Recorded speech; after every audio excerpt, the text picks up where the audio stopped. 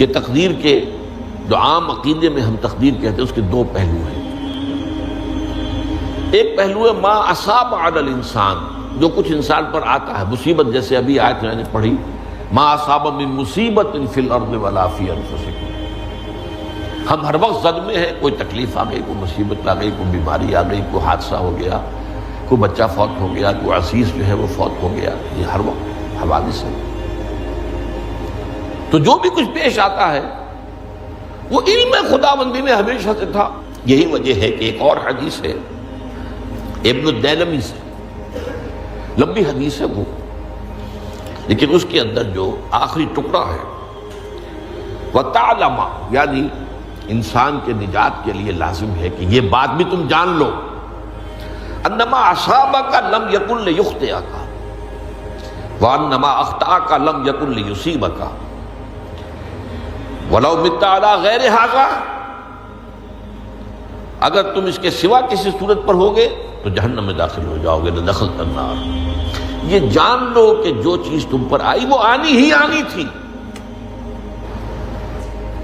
دیکھیے ہوتا کیا ہے، کاش کہ میں اگر یوں کر لیتا تو یہ نہ ہوتا، بس یہی ایمان بالقدر کے منافی ہے۔ جو ہوا ہے وہ اللہ تعالیٰ کے ہاں تو پہلے سے طے تھا، ہونا ہی تھا۔ تمہاری کوئی تدبیر، کاش کہ میں اس وقت یہ کر لیتا، یہ لو، اسی لیے ایک حدیث میں الفاظ آئے ہیں ان کلمۃ لو تفتح عمل الشیطان، اس لو سے، کاش، اس سے شیطانی عمل شروع ہو جاتا ہے۔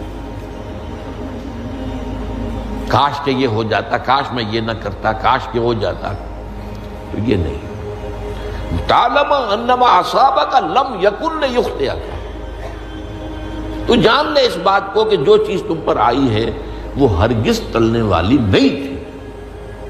کوئی تدبیر تم کر لیتے، کوئی کسی وقت کوئی ہیلا کر لیتے، کوئی تم قدم اٹھا لیتے، کچھ بھی کر لیتے، وہ تو آنی ہی آنی تھی۔ وما انما اخطاک، جو چیز تم سے چھوٹ گئی، رہ گئی، نہیں ملی۔ ایک ویکنسی ایڈورٹائز ہوئی تھی، آپ نے بھی درخواست دی تھی، آپ کو نہیں ملی، اب آپ ہو کاش کہ میں نے فلاں سے سفارش کرا لی ہوتی، بس گئے۔ تو جو چیز چھوٹ گئی وہ چھوٹ جانی ہی تھی، اس میں قطعاً جو ہے کوئی شکل، کوئی تدبیر، کوئی سفارش، کسی طرح کا کوئی بھی ہیلا، کوئی جو ہے اس میں کارگر نہیں ہو سکتا تھا۔ لم یکن لیصیبک وَبِتَّ عَلَىٰ غَيْرِ ذَلِكَ، اگر تو اس کے سوا کسی کیفیت پر تیری موت واقع ہوئی، اگر یہ یقین نہیں ہے، یہ ہے تقدیر کا وہ مفہوم کہ جس کا تعلق ہے علامہ اصاب الانسان، جو انسان کے اوپر وارد ہو رہا ہے، اس کے ضمن میں تقدیر کا مفہوم کیا ہے کہ جو ہوا ہے وہ تو ہونا ہی تھا، اس میں تو کسی شک و شبے کی گنجائش نہیں، بالکل قطع اللہ تعالیٰ کا فیصلہ ہے۔ البتہ در حقیقت ایک دوسرا پہلو ہے، ما یفعل الانسان، وہ جو انسان کرتا ہے۔ یہاں آ کر یہ تقدیر کا مسئلہ بہت ٹیڑھا ہو جاتا ہے۔ آیا میرے اندر کوئی اختیار بھی ہے کہ نہیں؟ Do I have any free choice؟ یا ہر شخص پہلے سے طے ہے؟ تقدیر کا ایک عام مفہوم یہ ہے، اور اس مفہوم میں بھی بعض روایات بھی ہیں جو اس کی تائید کرتی ہیں کہ ہر چیز پہلے سے طے ہے، لکھی ہوئی۔ اور یہ جو حدیث ہم نے ابھی پڑھی ہے، یہ گویا کہ اس کی ایک مثال ہے کہ وہ جو لکھ دیا گیا تھا، فرشتے نے لکھ دیا تھا، رحم مادر میں لکھ دیا تھا، شقی او سعید، یہ بدبخت ہے یا سعادت مند ہے۔ تو ایک شخص پوری عمر نیکی کے کام کرتا رہا، آخری وقت میں آ کر کوئی ایسا حادثہ پیش آ گیا کہ وہ اہل جہنم کے سے کام شروع کر دیا اور جہنمی ہو گیا۔ یا ایک شخص ساری عمر جو ہے جہنمیوں کے سے کام کرتا رہا، آخری وقت میں آ کر کوئی ایسی توفیق ملی، کچھ ایسا معاملہ ہو گیا، توبہ کر لی اور اس نے جو ہے اہل جنت کے سے اعمال شروع کر دی، ہوتی ہوگی۔ تو یہ جو ہے علامہ اصابک کا علیحدہ بات ہے، اور علامہ یفعل الانسان، انسان کیا کرتا ہے، اس میں اس کی قدرت کتنی ہے، اور یہ ہمارے ہاں فلسفے کا بڑا مشکل موضوع ہے، اسی کا نام ہے جبر و قدر۔ ہمارے اسلاف میں بھی کچھ لوگ ایسے ہیں متکلمین میں سے، دیکھیے ہمارے ہاں ایک وہ لوگ ہیں کہ جو اس پر قناعت کرتے ہیں کہ جو اللہ نے کہہ دیا اور رسول نے کہہ دیا، اس سے آگے ہم مین میخ نہیں نکالیں گے، وہ محفوظ راستے پر ہوتے ہیں۔ لیکن بہرحال انسان کو اللہ نے ایک عقل بھی دی ہے، اور یہ عقل سوالات اٹھاتی ہے، اور جو زیادہ ذہین انسان ہوتے ہیں ان کے اندر ان کی یہ مصیبت زیادہ ہوتی ہے، لہٰذا وہ تو سوچتے ہیں، کچھ نہ کچھ غور و فکر کرتے ہیں، بات سمجھنے کی کوشش کرتے ہیں۔ اس میں اب ہمارے ہاں دو طبقے ہو گئے، جبریہ قدریہ۔ ایک نقطہ نظر یہ ہے کہ انسان مجبور محض ہے، کوئی اختیار نہیں، اور ایک یہ ہے کہ انسان قادر مطلق ہے، جو چاہتا ہے اپنے فیصلے میں مختار مطلق ہے، وہ فیصلہ کرتا ہے۔ انہیں قدریہ کہتے ہیں۔ تو جبریہ اور قدریہ ان کی بحثیں ہمارے ہیں، یہ وہی تقدیر کا مسئلہ جو میں نے کہا تھا، بحثوں میں آ کر الجھ جائے، آج تک حل نہیں ہوا، حل ہو سکتا ہی نہیں۔ اب اس کے ضمن میں علامہ اقبال کا ایک شعر آپ کو سناتا ہوں، وہ بہت اچھا لگتا ہے، بہت خوبصورت لگتا ہے شعر ہونے کے اعتبار سے۔ تقدیر کے پابند جمادات و نباتات، مومن صرف اللہ کے احکام کا پابند۔ اس میں انسان سے پابندی کی نفی کر دی گئی ہے،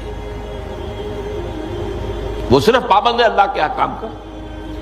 نتیجے کے اعتبار سے تو جو یہ شعر کہہ رہا ہے، جو بات وہ صحیح ہے، پابندی اصل جو ہے وہ اللہ کے احکام کی، لیکن یہ کہ تقدیر کی پابندی سے انسان بھی پوری طرح آزاد نہیں ہے۔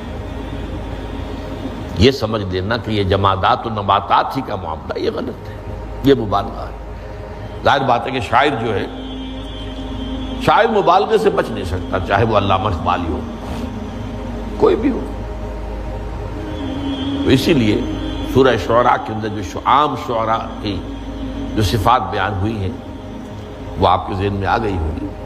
مبالغہ کرتے ہیں، فی کل واد یہیمون انہم یقولون ما لا یفعلون، وہ کہتے بھی وہ کچھ ہے جو کرتے نہیں ہیں، اور یہ بات تو علامہ اقبال پر بھی چشمہ ہوتی ہے۔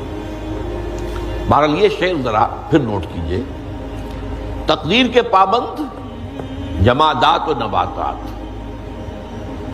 مومن صرف اللہ کے احکام کا، کوئی بات صحیح نہیں۔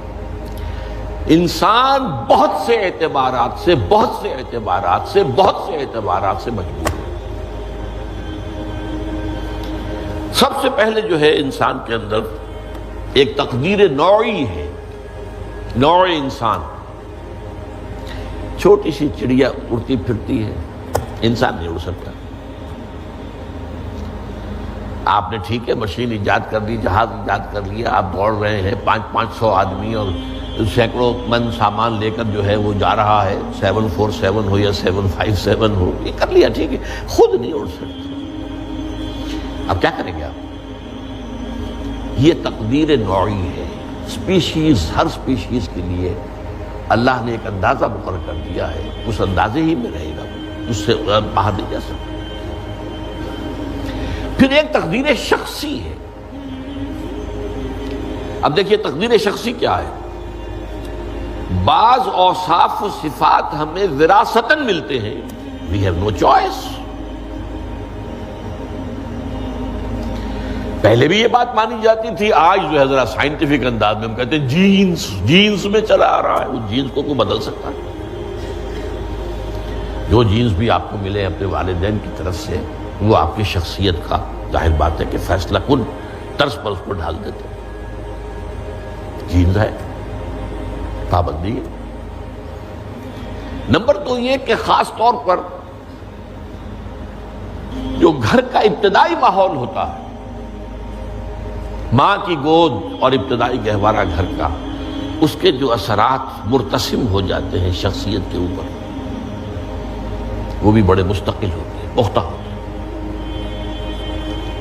ان دونوں چیزوں کو ضرب دے لیجئے،